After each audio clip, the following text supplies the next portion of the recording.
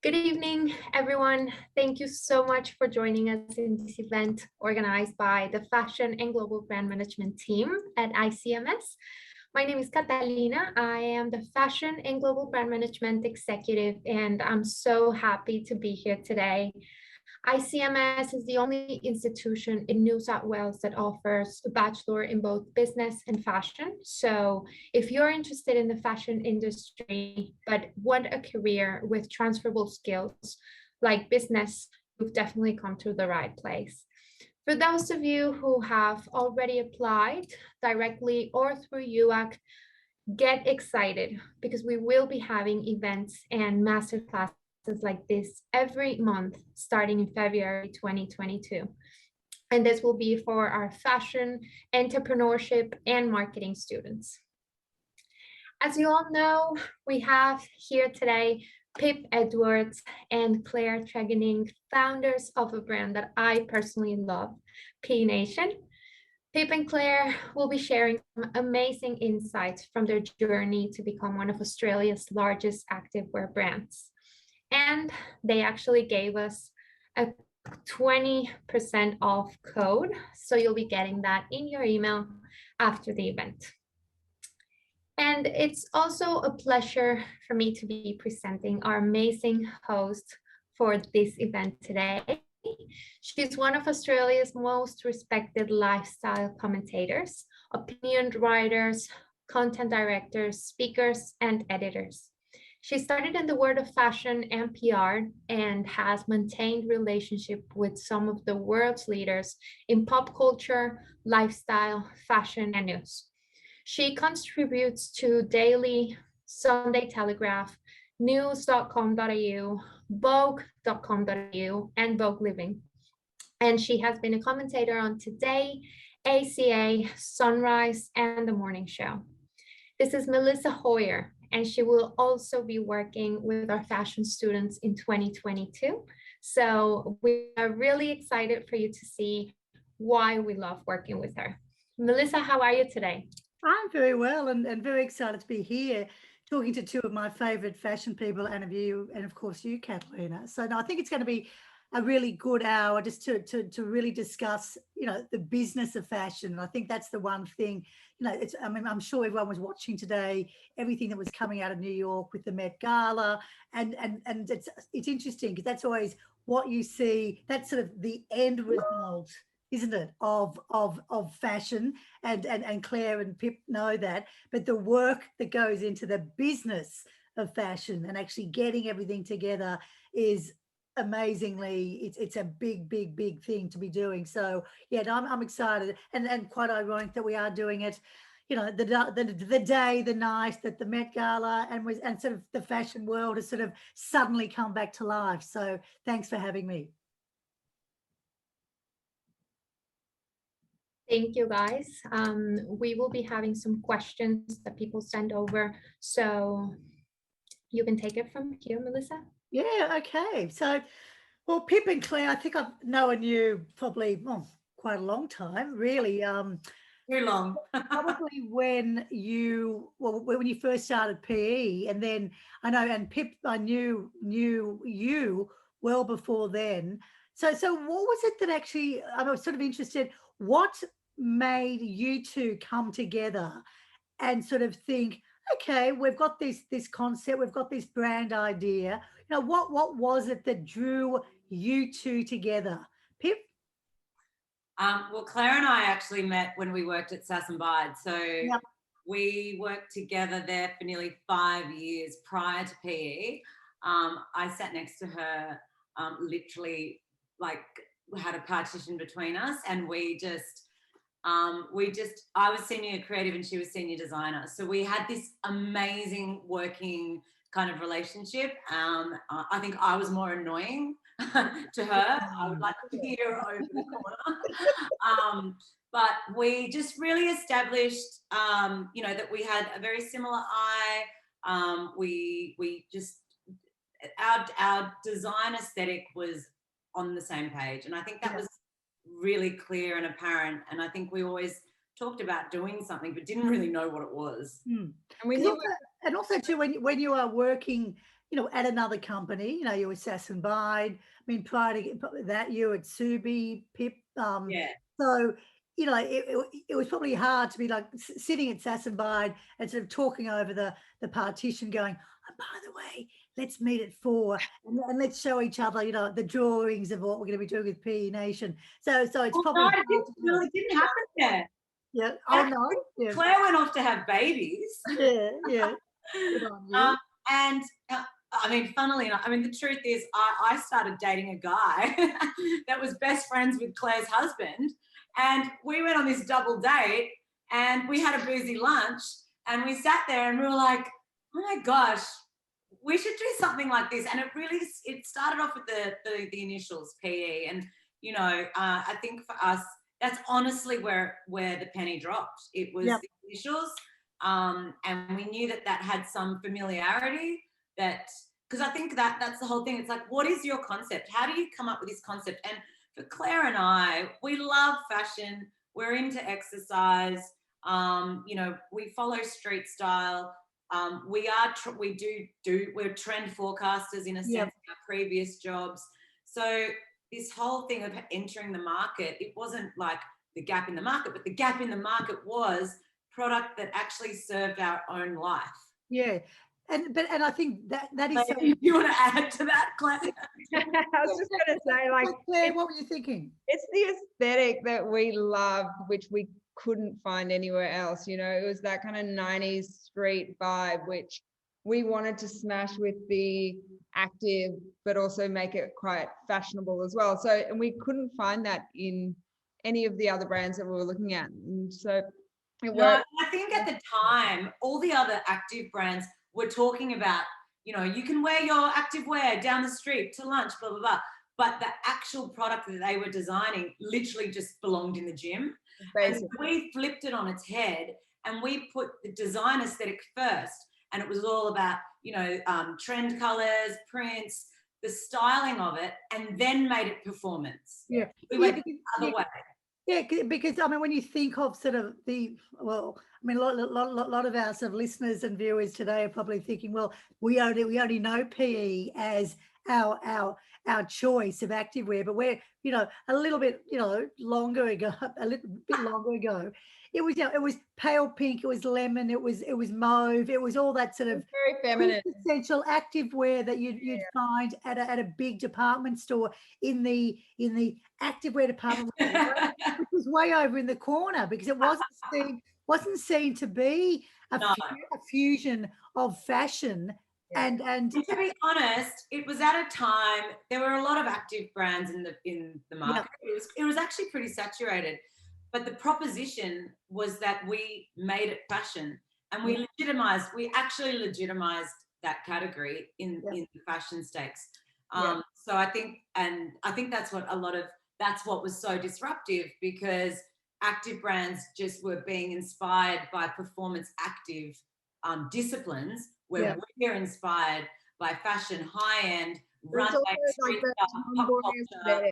The tomboy aesthetic, which was, you'd see it in all of the high fashion brands, coming out in this kind of like genderless fashion, like almost street fashion, and then no one was actually putting it into active. Yeah, exactly. So when you think of, so back then when you started, were there a couple of people or labels that you looked to and thought, you know what, I want to sit down with them to actually, to workshop the business aspect of putting a new business, onto market? Because that it's so much easier said than done. I mean, it's a big beast as well. A big beast. I think, Claire, we could safely say there was one we actually did sit down. We were very much inspired by our bosses at Sass and Bide, Heidi and Sarah Jane. Yeah. They were really guiding lights in two beautiful friends and women that really conquered the fashion landscape at that time. And we actually approached Sarah Jane to be our mentor to start the business. So that was really important, because that's what gave us the platform that we had to kind of learn and grow. Yeah, I think along the way with both Heidi and SJ, we learnt so much on the job with them as well, like just in the day-to-day, especially design-wise, from Heidi, the way she puts colors together and the way she started designing. It was so inspirational. We took so much out of that business just from working there. And it might be funny now that you two now are sort of mentors to so many people. I mean, you must get, I would imagine you'd get bombarded by young designers, whether they want to get into fashion design or whether they wanted to get into styling or whether they want to get into, you know, to It's actually amazing. I get a lot of questions from high school kids, actually, like, right, and university like projects, because I find that actually so amazing that their mind is already set like that, because mine was never there at the time. No, I think when we were probably all sort of 18, we sort of, I mean, I sort of knew I wanted to get into the media, but I didn't really know in what capacity. But I'm actually knocked out now by the amount of girls and guys and whoever who have left school and they know exactly what they want to do. They know they want to have their own brand. They know what they want to have their own store. They know they want to export, import. So I mean, I think and that is an extraordinary thing. So it's obviously something within schooling that's being instilled. Helping them find a passion or something that, you know, they can really sink their teeth into. I think it's great. But I do think, like, as well, I mean, Claire's had a different journey to mine. You know, and it's down to your journey, and I don't think you can have all the answers straight away. Like I had a very different journey being corporate and being an accountant. You know, it's hard to believe. But I think, you know, as you learn and grow and you pick up all these skill sets, it's really important to kind of go on a journey to learn. I don't know if the answers are always there straight away, you know, and I think it's very hard to learn a company, like company structure and all that kind of diligence and discipline to business. I think when I only learn that on the job. When we started PE, you know, that's one of the biggest things. We didn't really, because we had worked in so many different fashion businesses, you know, like you were in Subi and General Pants and Sass and Bide, and I was at Topshop, and I had my own brand for another time and Sass and Bide. So we learnt so many different skills from so many different businesses that when we started PE, it just was kind of organic. It clicked, and we didn't second guess things that we probably would have if we hadn't had all that experience. Well, we had working knowledge of every single department that creates a business, and we understood it from start to finish. I'm not saying that we had all the answers, but we had working knowledge. We'd done our time, and we'd been through working for all these other businesses that have gone into administration, that have absolutely failed, that have, you know, sold for 100 million, that are national multi-brand retailers, like you name it, we've done it. And I think that was one of the keys, I think, to our success, is the working knowledge that we have of the industry. But are there times that if there's one thing that you perhaps maybe argue about, and I mean from a business perspective, is it one particular thing, or does it just vary? I mean, you know, each day, I mean, let's face it, when you're working with someone so closely, they are your business partner, things have to be sort of, they're not always perfect, but does there tend to be sort of one thing that is the sticking point that maybe you sort of, you know, not never ever have a sticking point. Wow. We are the same person. We are the same person, mentally, visually, everything about us. We just have complementary skill sets. We have very different skill sets that it was so clear from day dot. We didn't even have to write down job descriptions or anything. Claire knew what she had to do. I knew what I had to do, and we divided and conquered, and we went for it. And because we were partners, and because we had a respect for each other's talents, and loved and couldn't do what the other does, it's the best marriage. It's actually the best relationship I've ever had. And that is big. And I really hope, hope she never leaves me. but interestingly though, that I think is such an important point to everyone who is listening to this tonight. You have to have complementary skills. Suddenly, if you had 3 absolute, just pure creatives, which is, if you had a really big business, fantastic. But and you had no one to start a business, 2 of us could do it single-handedly. Do you know what I mean? Just the 2 of us could give it a good go. Yeah.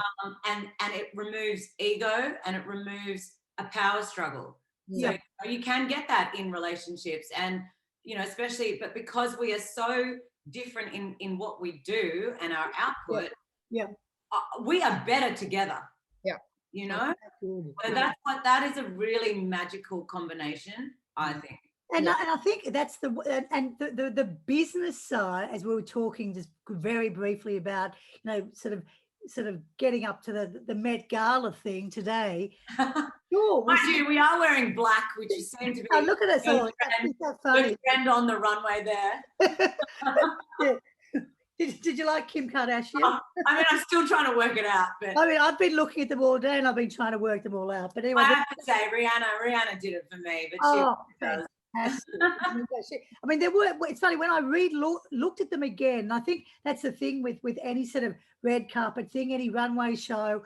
It's very hard just to look straight away and go, yep, nah. You actually do have to look again and then put things into perspective. Well, I had to cross-check the theme a few times, so I was trying to work out because the theme, theoretically, I thought the theme, because it was called in fashion, the Great American something. So my assumption was it had to be an American designer, because I thought they were trying to, and that was, I thought, a good thing for Anna Wintour and the American fashion industry to sort of really promote American designers and get them going.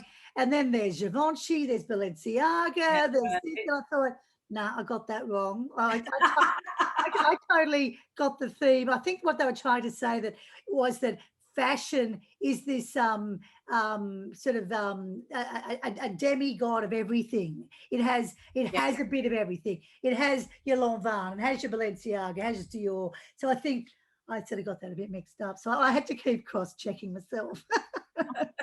I didn't see much Tommy Hilfiger.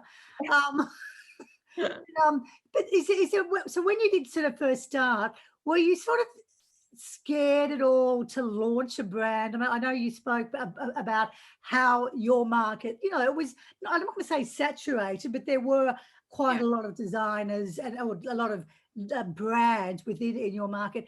But did that scare you at all, or did you, because you knew exactly what you both wanted to do, you were sort of fine about it? Yeah, I don't think we were scared at all. I think we were just excited, and we knew so many people. We'd been in the industry for so long, and we had all the contacts, and we knew how we wanted to launch it and what we were doing. And it was a small collection when we started.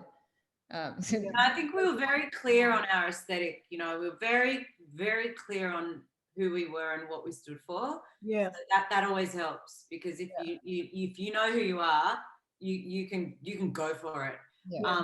I think the other thing as well, I think for Claire and I, we've really done our time in the industry. And to be honest with you, if we didn't give it a crack, I don't know who else could, because we've done so much work.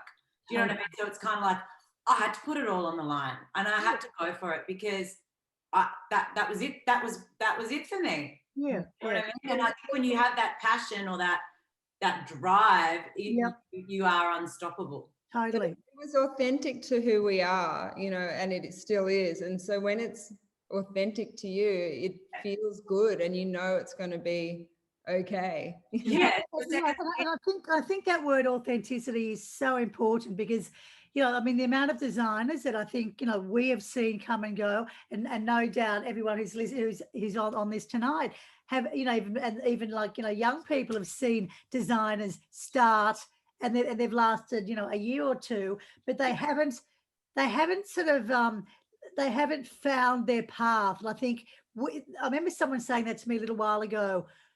Find your path and go with Stay it. in your lane. Stay in your lane. That was it. Not your I love it. yeah, hang on. Maybe we got that from the same person, Pip. Probably. But you have to you do have to. I mean, sure, everyone can sort of do a little bit of this and a bit of that, but once you find that lane, which you have done so well, and you've stuck. Yeah, I think it is about, you can dabble around. It's not about that. It's find your true self. Yeah. And where that helps is in branding, marketing, positioning, price points, everything. All of that's answered for you. So it's kind of, in that sense, easy, because you know the answers to all those questions because it's you. Yeah. If you're trying to stick to a trend, or trying to keep up with a trend, you'll forever catch your tail. Yeah. But it's interesting. I mean, every time I look, and I'm on the newsletters. I'm always looking at all of your social media platforms. What you're doing, and you are always on trend. And I sort of hate that term in a funny way, but there's, which we can think of another one. But you always are, whether it is style, color. I mean, when you do your ski gear, when it's summer, like the colors you choose are perfect. That's all Claire, by the way, guys. When it's winter, call that one out. Claire's the color queen. Isn't it a nice relationship to have, that you acknowledge that is Claire's sort of? Yeah, that's Claire. That is, I mean, Claire's got many talents, of course, but Claire is genius with color balance and color composition, and the way she can pull them together. Yeah, I've never seen anything like it. And to the point where Nike's tried to poach her. God damn it. If they take you, Claire. No, they'll never take her. Take me. Going on to the color, like the trend color, you know, I feel like if you can get it right for your aesthetic, then it becomes a trend. Yes. Trend. You're not correct. You're not falling into a trend. You're kind of creating a trend with how you put things together. And the whole point, I think, is to be disruptive and to create, not just stay in your lane, create your own lane. Yeah, and I think, and what you do, you then, I mean, you do create the trends that we see a zillion other people follow, and I think that's a very flattering thing, probably very frustrating sometimes, but flattering, because you particularly with that fusion of color and the style and design element. I mean, it just always everything I look at, I go, I mean, how? I mean, you just have this absolute... Everything's coordinated. Now, there's a business proposition in that too. When it's so coordinated, color coordinated, you got to wear the whole look. Now, that's the other unique proposition, is that we sell a look. So that means you got to buy the crop, the pant, the jacket, the jumper. So if you think that's your average basket size gone up, so from a business perspective, it's actually quite fruitful. How clever was that? So was that something that when you were thinking of when you were first creating PE, you were thinking of that? It wasn't thought of like a business. Or did that evolve? That just evolved. No, what was considered in the creative was the look, because the whole thing about P.E Nation is the vibe and the attitude and the way you wear it, the way we style the clothes together. Yep. To create that vibe, it's a look. So if you want to be that vibe, you buy the look. So you buy the whole look. You can't, it's pretty hard to wear a P.E Nation crop with a Nike legging. Yeah.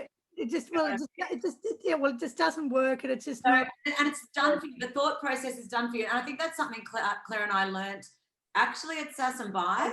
Yeah. So Heidi, very styled look. So it was always you'd actually buy. Heidi was quite genius. Everything was like tied or wrapped or done for you, or attached. You'd have two tops, but they would actually be attached.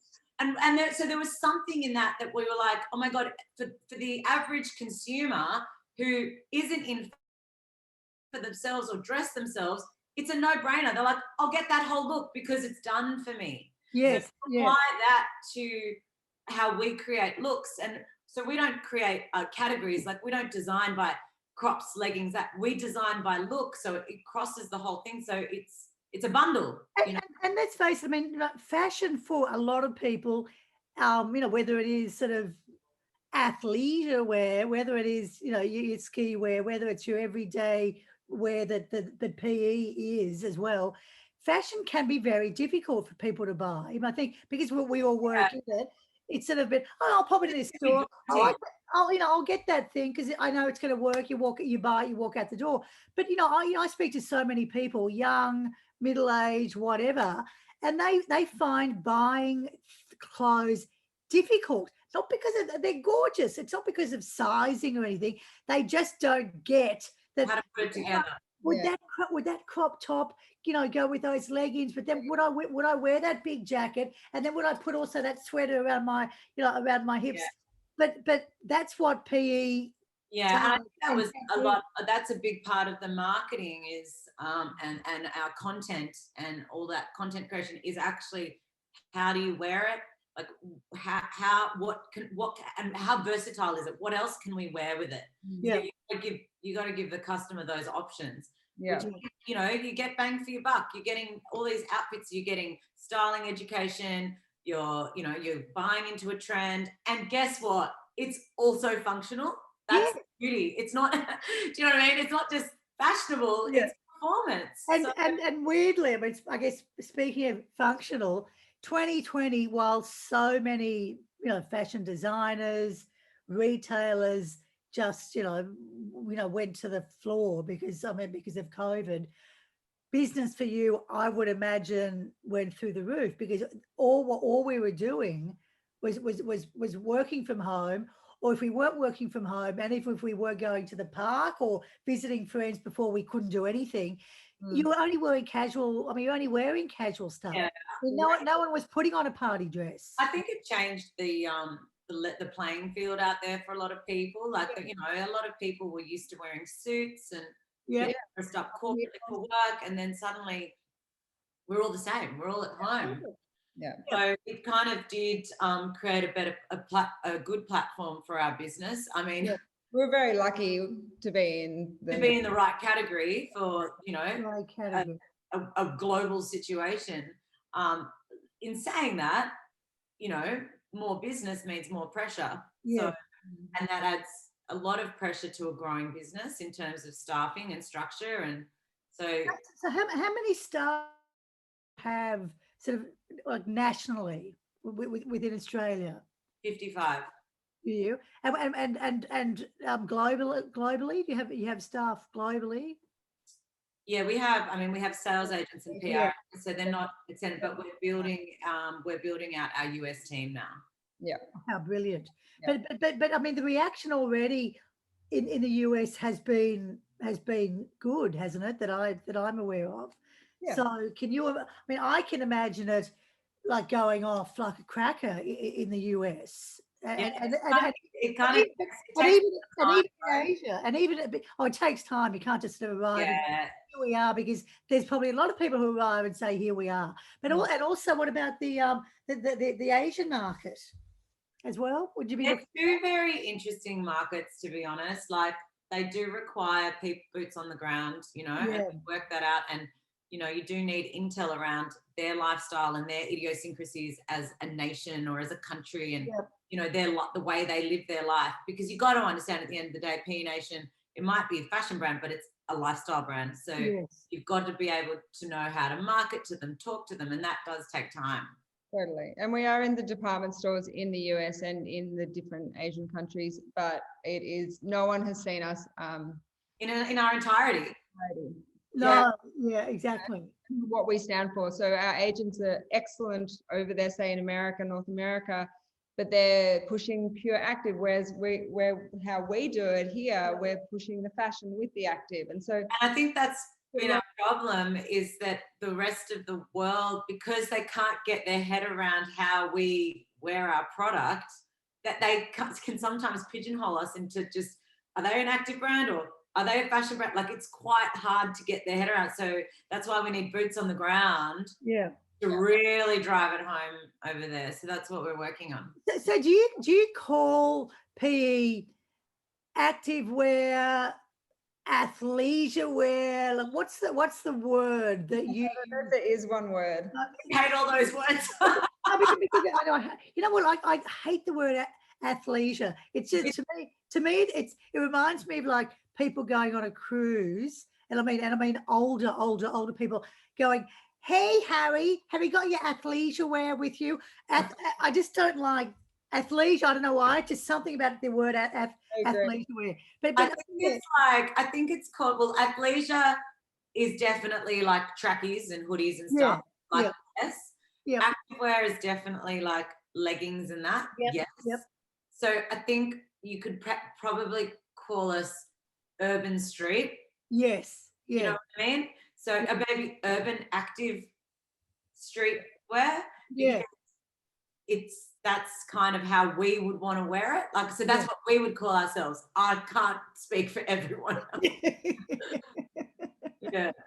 Is there, I guess, I mean, you know, over the years that you've been going now, have you had any sort of setbacks? Have you had any sort of moments or experiences business wise where something is that you've been excited by, or maybe something has about to happen, and you don't really have to go into specifics about it, but it just didn't quite work, whether it was, you know, getting into a particular store, or getting maybe, you know, a whole lot of sales from a particular store that actually didn't happen. Anything like that, Claire? Oh, which one? Well, okay. So we start ticking them off. You know what? Like, as much experience as we have had, you're always going to make mistakes, or not necessarily mistakes. Think something's going to work and it just doesn't work as well as you'd hoped. So, I guess we can talk to our denim collection that we Oh, good old denim. because like my background's denim, Pip background's denim. We were like major an activewear brand, but we can do denim because we've done denim before. And so we put this whole collection together and went out to the market, and apparently no one wanted as well. But you know what? That's not going to stop us, because we are going to do it. We're going to give it another go. You keep giving it a go because we believe in it. I think another example, though, another one would be, this is a very real example, and probably one not very much talked about, but I guess I want to tell everyone out there, like, you can get amazing orders from an international retailer and it's epic, and you're getting that. Then you can have mega production issues. So your supply chain is everything to fashion. And if you do not have that, your supply chain, your factories and your logistics sorted, there is no point in taking the order. No. And we've definitely had some experiences where we've had faulty fabric, can't get the product, got to call it back, you know, lose millions of dollars, can't get the product out there. Like we've had all of that, but that's part and parcel of that's manufacturing. And that's a really challenging and distressing time, but it's through that time that's when you learn so much. So it's hard, and that's actually just what it means to be in fashion. I think that's what the rest of the world don't see, what goes on behind the scenes there with actually getting the product made and, you know, distributed around the world. It's a fucking lot. And because, I mean, you have, you know so many, fellow, fashion designers and fashion brands and labels. I mean, the success that I look at, like Christopher Esber, Zimmerman, are there other brands and labels that you look at and you think, you know what, they're doing this the right way, that they're going about it the right way? Zimmerman's definitely one we look at. They've really nailed their growth strategy, their retail strategy. I mean, they pulled back on their wholesale strategy. Like, we monitor what they do, and they're very good. They're close friends of ours, and they can be mentors at times to us. I also really look at the moment, I think, Sir the Label too, because I find that a very interesting brand that I love and adore, and I love the girls, and the way they're going about their global growth strategy is quite interesting. And they started off as a pure play online. They never had wholesale. So, you know, there's so many different ways to slice and dice the business. So I think you've got to look at it, especially with a brand like ours, where we are predominantly online, but we do have an incredible distribution. You know, we have distribution partners, but I think where our growth is going, you've got to kind of look at different businesses and where they're at in their life cycle and where they're going. So I don't think it's ever any one business. It's a number of businesses that keep inspiring. And would you look at sort of, you know, bricks and mortar? Would you look at opening stores throughout Australia, or to you, online is more your sort of your gig? Online is definitely really important to us. Yeah. But we do want to showcase eventually our collection in its entirety. I think it's important to have a store at some point to bring to life how we really see the brand. Yeah. And it's really hard to do that online, and it's really hard to do that through retailers. Yeah. So that's never being ruled out. It's more about what's the right location, what's the right time. And you don't want to, you also want to, and I think that's where a lot of designers have sort of, they've then overcommitted. They've then spent too much money on opening suddenly 5, 6, 7 stores, and bang. It's an old school mentality to roll out retail, and I don't think retail's changing. Retail's not what it was. It's an experience now. So, you know, it's a balance between a marketing you know, exercise, showcasing the brand versus making money, and really, what does that? How do you feel about the brand when you walk into the store? So that experience is a whole nother thing as well. So I think, you know, we're going to sit it out for a bit and just see where the retail landscape goes. Well, particularly at the moment, I'd be sitting it out for. Well, I think everyone's sitting it out right now. I mean, that's a problem. So I mean, I guess speaking of sort of online, and considering, you know, a lot of your sales are online, I'd imagine a lot of those online sales are made because of your incredibly huge and popular social media presence. Of your platforms that you work with, which do you think work the best for you? That's my first question. And do you see sort of down the track using other platforms, social media platforms, even more so? So which is the platform at the moment that's working the best for the brand? Claire? Well, I'm going to leave this one with Pip because she's the marketing genius. But She's the social media guru. Social media guru. Yeah, well, Instagram. but literally, I'd imagine that because I mean, I watch it. I mean, once you put up something new straight away, I mean, apart from, you know, the likes and the lovely comments, which don't always result in sales, but I bet most of because it's so well photographed, it's beautifully, the aesthetic is there, it says PE, like you never stray from your aesthetic, which I think is so clever. I'd imagine as soon as you put stuff up, bang, it must sell out like that, or I mean, no, it's easy eyeballs, that's for sure, and it's global eyeballs, and it's for free essentially. I think the best thing about Instagram, and what was great for us in the beginning, is that we were able to create context around the brand before the brand even launched. So, you know, we actually launched the Instagram page 4 months before the product hit the market, and in those 4 months we were able to build up, you know, hype around what the pillars were for the brand. And I remember that because everyone was sort of thinking, what's this about? You know, what are Pip and Claire? Yeah, we had different reference photos and this is it. party. And everyone was thinking, I wonder what this is going to be, which I thought was genius, because to do that, instead of just suddenly, you know, popping up one picture of, you know, of some, you know, extraordinary looking, you know, leggings and a crop top, bang, you created this amazing sort of vibe about the brand. And I think that's what social media does. You can control that, and I think we were able to create a world around our product. So it wasn't just our product, it was everything that we liked, like from artists to architecture to Street signs. To what? Street signs. Street signs to, you know, Yeah. whatever it is that was on brand, we were Yeah. able to put up there. So it gave, you know, it brought it to life. But that's definitely a very lucrative channel. It does work for us very well. What about what about TikTok? Oh, look, We've tried it. It doesn't feel authentic at the moment. We haven't figured out. Yeah. it's hard for us. I'm trying to figure out what that means to us as a brand. I Yeah. do think we would definitely need to align with people who Yeah. are active in TikTok. Exactly, who are big TikTok. Yeah, I don't think it's for us to be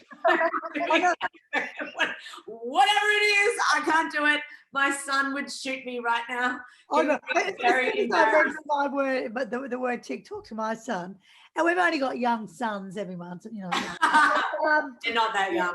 They I know he just rolls his eyes. He says, "Mum, you know, I love you, but I think just stick to the gram. just stick to the gram." I mean, it's definitely obviously a video world. We're going into that kind of motion, well, anything motion. So that's definitely something and that we're looking into and evolving. So definitely Instagram. I mean, we use you know, Pinterest and things like different things for different things I mean, Insta messages. I'd imagine Insta for you is very much a saleable is to sell. I mean, I know I look at it, I go, yep. You know, I'd want to buy because I've just seen it on your Insta. But then and then you've got others that you'll use for sort of just the whole Well, the brand thing. So I mean, that's the other thing as well. I think Claire and I have our own profiles as well. So it's you have the brand, you have the P.E Nation channel, and then you have our own ones. Your own separate. Live and show a different kind of way of wearing it. So it's all about showing it in situ, you know, different contexts. Would you? I mean, I know you were talking about, you know, getting back to denim before.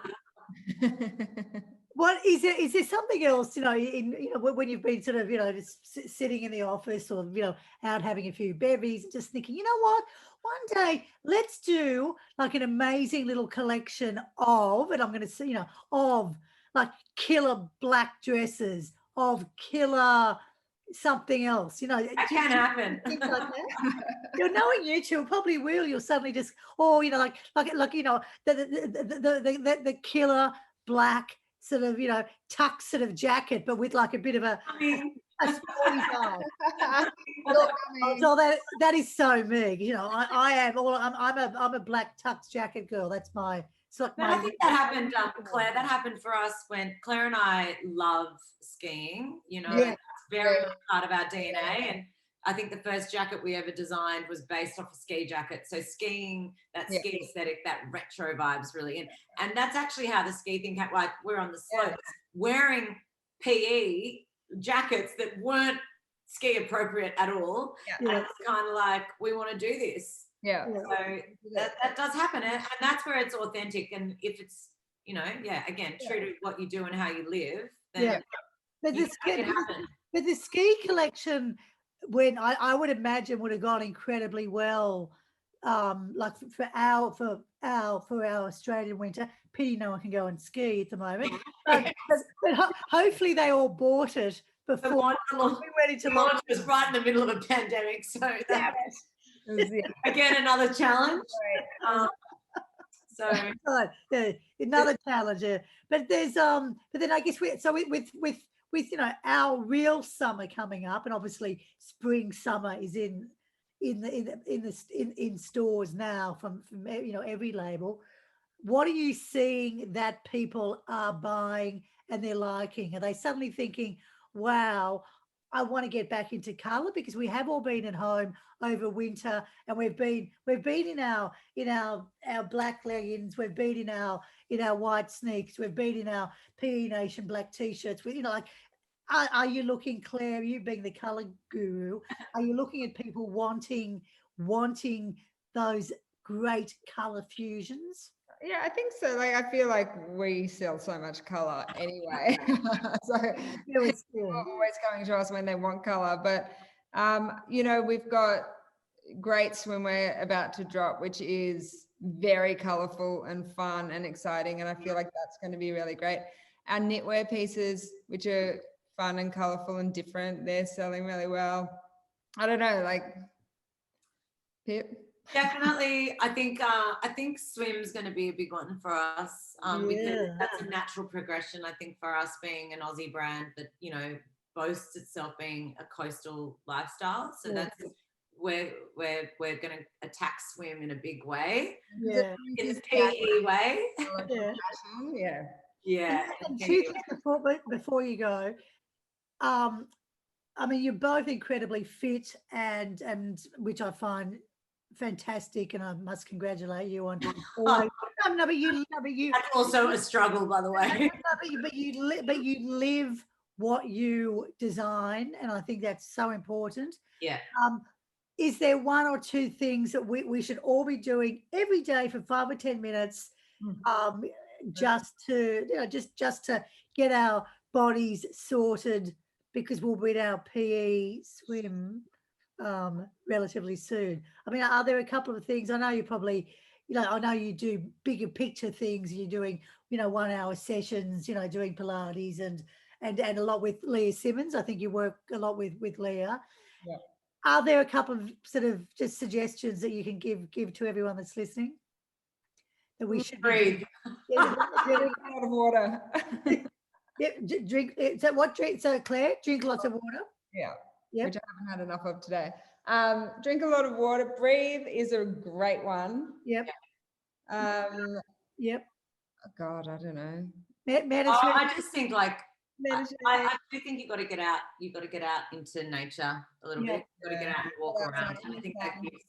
Well, you do. I mean, Pip, I think was it today or yeah? Oh no, what was it? Beautiful day on the weekend. I was out in the water, yeah. Oh, you were somewhere on the water, and I suddenly thought, oh my I god. just think like being in touch with, like, you know, the earth, Yeah. is really, really important. Take your shoes off and stand in the sand. And Yeah, like subliminally, you don't even realize it, but just Yeah. the grounding of it's really important. And I think it kind of resets everything, and then you can get onto your, if it's your exercise or whatever it is, but you don't ever underestimate how important it is to find yourself in a bit of nature. Yeah, exactly. One more question before I let you go. When you think of both of your histories, is there at one time that you thought you were wearing something that was so on trend? You were the queen, you were the master, Oh God. and in retrospect, it was absolutely crap. there were so many times. I think my son might say still every single day. Claire, can you remember one specific time? I do. I was actually at uni. I went to UTS and did the fashion textile design course there. And I used to wear these, I can't even remember the brand, but it was like these really bad denim cutoffs, but like mid-calf. Yeah. Do we call that a capri? Yeah, it's a wide capri, I think. Yeah, A pedal pusher? a long sleeve top, and then like a nightie. What do they call it? Like a little. Oh, like a lingerie, a negligee. Oh, but yeah, I'm getting that. Oh, actually, I'm picturing. I'm getting a bandana. Oh, I'm kind of loving the outfit, by the way. I wasn't expecting that. I'm sort of quite liking it now. I think we could bring that back, Claire. Maybe I will. Yeah, I think so. I want to. Yeah, I think that has to go to the office once you can get back all officially into the office properly. You are wearing that. You're going to put that up on your personal. What about you, Pip? Is there one thing that you remember particularly that sort of? Oh God! Well, I've had a plethora of disastrous outfits. I can't imagine what, but anyway. No, I have, because at the time, yeah, you're in it and you're loving it, but they're terrible. But I think for me, I was more experimental with my hair. So my memories are all based around my hairdos. And I was telling Claire earlier today, I was like, oh my God, I used to have, when I was at Suvi, I used to have a quiff Yeah. and a mohawk, Yep. right? And then it would end in a long plaited rat's tail. And honestly, it was my hairdo that I rocked that I honestly thought I was really cool until it resurfaced recently in the media, and I realized I was on another planet, and I can't even believe No, I because had a boyfriend at the time that didn't tell me. but so often though we sort of think we're not, but we're actually ahead of ourselves. The amount of notebooks and stuff I've got around of ideas I've had for TV shows, for books, for this, for that, and then 4 years later, someone else has done it, and I've thought, damn it, if only I had done it. So you were ahead of your time, Pip. Okay. Just believe me. Quiff and mohawk and rat's tail, like the but hang on. the triple threat. Let's face it. We'll leave it on one thing: the Pipster. And for those of you out there, The balayage, who aren't probably incredibly young, but Pip's hair was so copied and so extraordinary. It was actually coined by the media as the Pipster, and the Pipster was because it was when balayage was really only just balayage was just starting, and I still have it. and he still has it, but it was probably more. It was more pronounced. It was like a two-tone. That's what it was. A two-tone chocolate. It was a bit like Dairy Milk chocolate. Yeah, it was a top deck chocolate reversed. Yeah. Anyway, don't worry about that do anymore. And I remember headlines that we'd write, in newspaper land. It was like, it was the Pips, and we wrote news stories about I know. and all these people copying the Pipster. So we'll leave you two on that note, but hang in there for 1 minute, because I know we've got the gorgeous Catalina back, because I think, Catalina, you've got two lovely students who are going to ask the girls some questions. So over to you, Catalina. I think we've got Georgia and Ellie. So Catalina, over to you. Thank you so much, Melissa. That's great. You guys, this is gold. I think everyone here is having such a good time and such a good laugh with you tonight. So this is great. Last but not least, we ran a contest on our Instagram for 2 lucky winners to be able to join the session and jump in and ask you guys 1 question each. So I'd just like to quickly introduce Georgia and Ellie. Georgia, she's a current student. It's her 2nd year at ICMS. She's already a model and an influencer, and she loves fashion. She dreams of being involved in International Fashion Week event in the future, and her working goal is to get to the Met Gala. So welcome, Georgia. Wow, that's some good goals there, Georgia. I to work in the events in Met Gala. I won't be walking it. I'd fall over on my face. But you'll get there. If you want to do it, you'll get there. Anyway, the questions are for them, for the girls. I'm going to sit back and listen. It is a bit of a 2-part question, but I'm obviously really inspired by successful women. I just wanted to know what inspired you guys, and what were your emotional goals when you started the brand, if you had any. You know what, Georgia? It's a really brilliant question, because a lot of people don't. If you can't tap into your emotional side in starting or founding a business, that's actually your passion, and so they're inextricably linked. Like that, it's one and the same. Well, that's how I see it. Your emotion and your passion is your driver, and if you don't have emotion in business, and Claire and I talk a lot about emotion in business, it's actually quite a new way of thinking, especially for corporatizing businesses. It's very hard to quantify that in a business, and the old school way of thought would be no emotion in business, it's just all about business. In fact, it's the reverse. Everything is about emotion. You've got to love it, you've got to breathe it, you've got to live it. And I think, just speaking for me before Claire answers, is my emotional goals had a lot to do with my personal life, and I think I had to connect there and you know, I had my own goals as a single mom, or all those kind of, like, that's super personal, but that is actually what I connected to, which made me put it all on the line and made me go for it. And if I didn't have that to drive me, I wouldn't have come as far, I don't think. Yeah. Connect with something that you live and die by.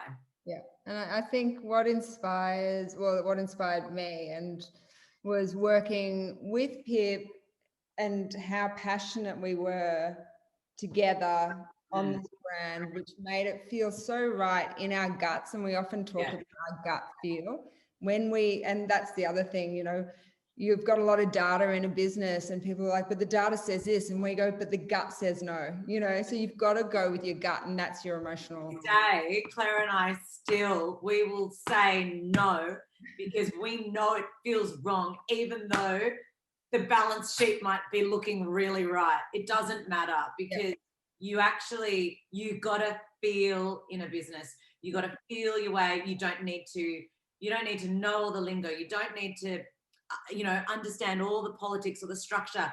It's how you feel, and that's the basis of a creative business. And that's your intuition. And the more you stick to your intuition, the closer you're connected to your passion. I mean, it's a no-brainer. You'll love what you do. You'll do what you love, and you'll do it fucking well. Yeah, that was lovely. Thank you. Great answers. Great questions, Georgia. Great question. Thank you so much for that. You've got someone else, I think. Yes, we actually have Ellie joining us too.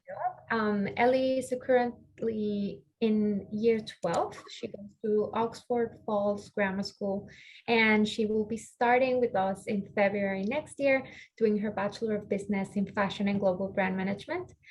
She's very passionate about fashion and design, and in the future, she wants to become a creative director or a stylist for a high-end brand. So welcome, Ellie. Hi guys. I wanted to be part of this event to broaden my current knowledge around the fashion industry, learning from innovative women who have established such a successful brand. So could you guys give us your top 3 tips to be a success in the fashion industry? Ooh. Where do you begin? Yeah. Well, I think if you combine with what we said with Georgia, you've got that element, for me, is absolutely number one. And authenticity, I think, is key. Yeah, is key for success. The other one would definitely come down to, I'd say in fashion, like, you can have a concept and an idea, but a business is obviously 80% of it's really running a business, you know, and kind of getting the mechanics of that and the structure and having a foundation. So the business side of things is actually super key. And I think there's a lot of things in the background that people don't consider. I think, you know, you've got to know what you do really well and do that, and leave the other stuff that you don't do well to someone else. Yeah. You know, I mean, part in the beginning, Claire and I had to do it all, but we quickly learned that, you know, it's not whether you call it delegation or bringing in the right skill sets. You need the smarts in the business. You need the smarts to get it going. And I think you just got to put your hand up when you know you can't do something. Yeah, that's actually really key, is to know, like Claire said, to know your own strengths and weaknesses. It's really hard for people to admit that too, but it's also very honest, and it's very vulnerable, and it's really... never be a bookkeeper ever. Numbers are not my thing. Totally my thing. I'm a people pleaser. I'm learning from Claire. But I think that honesty is really interesting, because I mean, the amount of people that I've worked with over the years who have sort of walked in and they've sort of said, oh yes, I can do this and I can do that, and you know, you've basically found out that they can't. You know, they couldn't even sort of use a computer. I would rather someone say, you know what, I can't use a computer. I can't do this. I can't do that. But what I can do is I'm going to style this shoot for you so incredibly well. You know, you'd rather hear that than someone wanting to be everything to everyone. So you know, it's, again, it's finding that lane, isn't it, Pip? Find that lane. Find that Find your lane. Yeah. But yeah, I think passion, and I think you've really, unfortunately, in this game, in fashion, it's really cutthroat. It can be brutal. You've really got to believe in yourself, and and it's back to what Claire and I were talking about with Georgia. You've really got to know who you are and that authenticity, and back yourself, because no one else will do it. Yeah. Fight for what you want as well. Yeah, I mean, very rarely someone's going to say, "Okay, here's $10 million. Open up a fashion label." I mean, it just doesn't. You've got to know that dream and know how to sell that dream, but sell it knowing you can deliver. That's right.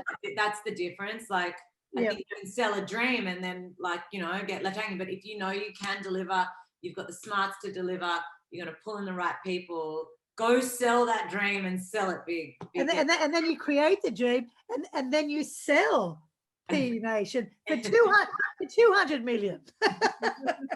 Oh, you know the thing, we love what we do, Melissa. You know, we really love what we do. Like, to be honest, I think we're so like, this is our dream job. We made our dream job, and you have. I don't know what life would be without PE. Yeah. You know, and I think that's, if you want to say what's my definition of success, that's it. Yeah, I'm doing it. That's it. And I think if you can fist pump going to work every day, you love the people around you, and you're creating stuff that you love, you want to wear, wow, that's I've made it. Yeah. It's not a dollar figure. It's a feeling. It's a feeling. That feels good. And that's so important, because you're not driven by just never driven by money. Sure, great. If you can then make some money that can afford you to buy a nice apartment, a nice house, you know, a nice push bikes, nice clothes, great. But it's not your be all. It's not the driver. And I think in business, obviously, you know, you've got targets, and you've got to, you know, you've got to get sales revenue, all that kind of stuff. It's a business. It's got to make money. But when your driver is an impact, a feeling, sustainable, or your messaging, whatever it is that is greater than that, the money will come, and you don't even need to think about it, because what you're doing is better than anything. Yeah. So I just think that's massive to success. Probably the opposite to what everyone else would say, but you know, do it because you love it. Well, I think that's a perfect way to end our webinar on. Pip, Claire, pop stars that you are, thank you so much for your time. And I know that ICMS have been knocked out by being able to get you two tonight. So thank you on their behalf. Catalina, thank you for organising everything. And Georgia and Ellie, thanks for those questions. And of course, all the staff from ICMS, thank you very much. And stay tuned for lots more coming, and more fashion business tips from just as famous people as our Claire and our Pip. So thanks, Pip. Thanks, Claire. I'm sure I'll see you very soon once we're on a red carpet. Hey? Yeah, exactly. No, I think I'll be wearing Kim K, and you can be wearing Rihanna. So on that note, let's also hopefully we'll all see each other, Pip, Claire, when we can. And Catalina, thank you, and we'll see you all again soon. Have a great night. Thanks so much. Bye. See ya. Bye.